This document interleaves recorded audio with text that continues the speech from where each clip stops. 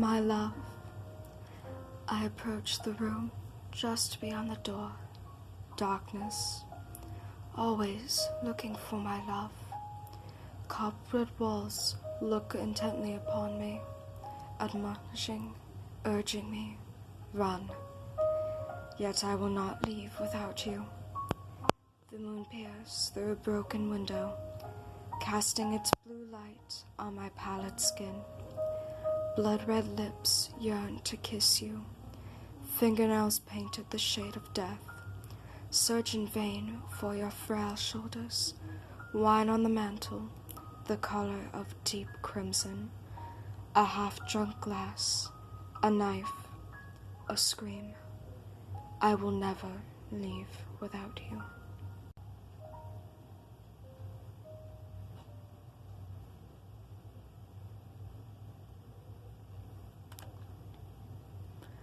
A dark, dark kiss. Amber eyes, chilling, russet and copper tints, peer out of skin white as powder. The look of a nocturnal being. I lock my gaze on their piercing, empty stare. They draw me in. I am powerless to resist. She, Ophelia, in crimson red corset, lies motionless on a bare wooden floor, covered in dust. She invites me to imbibe on her sacred charms. Have I no free will? I approach, slowly, steadily. Her icy visage warns me to turn back, but there is no turning back. I am inches above her. She commands in silence, her dominion absolute. At last, I can no longer fight what is preordained. A dark, dark kiss.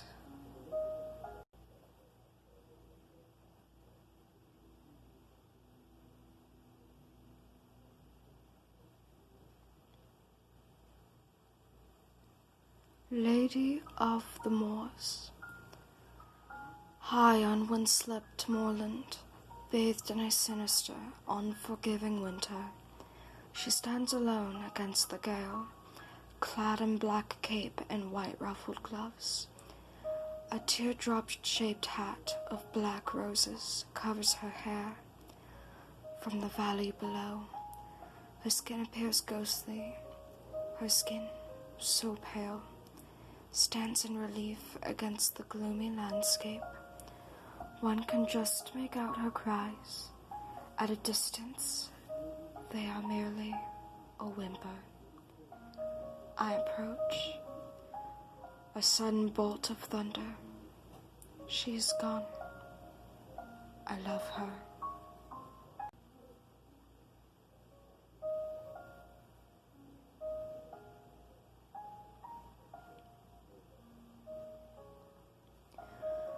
Rutherford's maiden.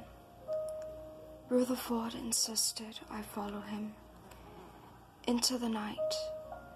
It was the safest way. Off the old Whitechapel Road, through murky East End streets, past an abandoned building, once a public house. 2 Corinthian pilasters flanking, tripartite up windows on both upper floors. A scream from inside. My squire turned to see me cower.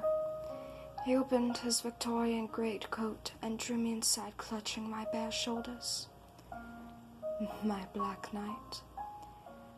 I looked up at his ashen face, darkened slightly under the shadow of a woolen top hat. He smiled, a deathly smile outlined by crimson lips. He asked, "Do you like the night?" I did not answer. He asked again, "Do you like the night?" Silence. A scream. I lay on the ground, half aware. He knelt over me. "Perhaps the night does not agree with you." Silence. Rutherford declared his love eternal. we would never, never part. He bent closer towards me, gently, lovingly, lifting a few locks of coal-black hair off my neck. His insatiable quest, now his hunt was over. I was his love, Rutherford's maiden, forever.